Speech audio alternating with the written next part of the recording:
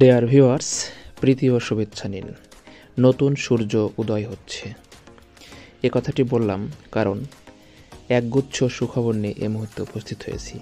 দেখুন, শিক্ষকদের সার্বজনীন বদলি ও শতভাগ উৎসব ভাতার বিষয়ে একমত শিক্ষা উপদেষ্টা। তো এই নিউজটি আজকে প্রকাশ পেয়েছে, দেখতে পাচ্ছেন। আর আপনারা যখন এই নিউজটি দেখবেন তখন একদিন আগের নিউজ হয়ে যাবে। তো অত্যন্ত খুশির খবর যে বেসরকারি স্কুল, কলেজ, মাদ্রাসার শিক্ষকদের যে দাবি দাওয়াগুলো রয়েছে, সেই দাবি দাওয়াগুলোর সাথে বর্তমান শিক্ষা উপদেষ্টা ওয়াহিদুদ্দিন মাহমুদ একমত পোষণ করেছেন, যদিও সেটা বাস্তবায়ন সাপেক্ষ। তো ভিউয়ার্স, পুরো ভিডিওটি না টেনে মনোযোগ সহকারে দেখুন। আর চ্যানেলটি যদি সাবস্ক্রাইব না করে থাকেন তাহলে চ্যানেলটি সাবস্ক্রাইব করুন এবং বেল বাটন অল করে দিন, যাতে পরবর্তীতে যে কোনো ভিডিও আপনার কাছে খুব সহজেই পৌঁছে যায়। ভিউয়ার্স, দেখুন, এই 10 ফেব্রুয়ারি এই নিউজটি আজকে আপডেট করা হয়েছে যে বেসরকারি শিক্ষক কর্মচারীদের আসন্ন ঈদে শতভাগ উৎসব ভাতা, সরকারি নিয়মে বাড়ি ভাড়া, মেডিকেল ভাতা, সার্বজনীন বদলি দাবির বিষয়ে একমত পোষণ করেন শিক্ষা উপদেষ্টা অধ্যাপক ওয়াহিদুদ্দিন মাহমুদ। এটা গতকাল একটি মিটিং হয়েছে, সেই মিটিংয়ে তিনি একমত পোষণ করেছেন। তো অত্যন্ত খুশির সংবাদ বটে। যদি এগুলো বাস্তবায়ন করা সম্ভব হয় তাহলে আমাদের বেসরকারি চাকরিজীবীদের অন্তত সেই মনের কষ্ট বা দুঃখটা ঘুচিয়ে যাবে। বিশেষ করে যারা ট্রান্সফারের আশা আছেন তারা অত্যন্ত খুশি হবেন এই দাবি দেওয়া বাস্তবায়ন হলে। এছাড়া বেসরকারি শিক্ষকদের যে দীর্ঘদিনের দাবি দেওয়া, এই উৎসব ভাতা, বাড়ি ভাড়া সরকারের নিয়মে এবং মেডিকেল ভাতা অত্যন্ত একটি পজিটিভ পদক্ষেপ বলে আমি মনে করি। দেখুন, ওই সভাতে যেগুলো উপস্থিত ছিলেন, এটা মূলত রবিবার একটি সভা অনুষ্ঠিত হয়েছে।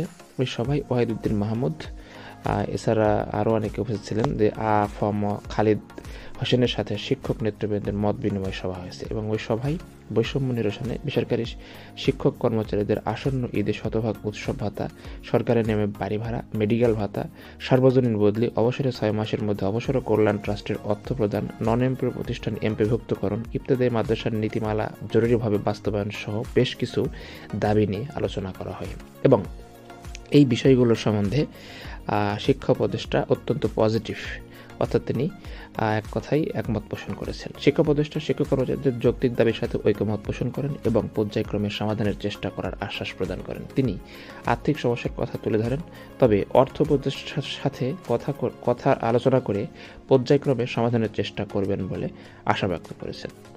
আর নিচের বিষয়গুলো আমি পড়ার প্রয়োজন বোধ করছি না, এগুলো আসলে শিক্ষক নিয়োগ ব্যাপারে।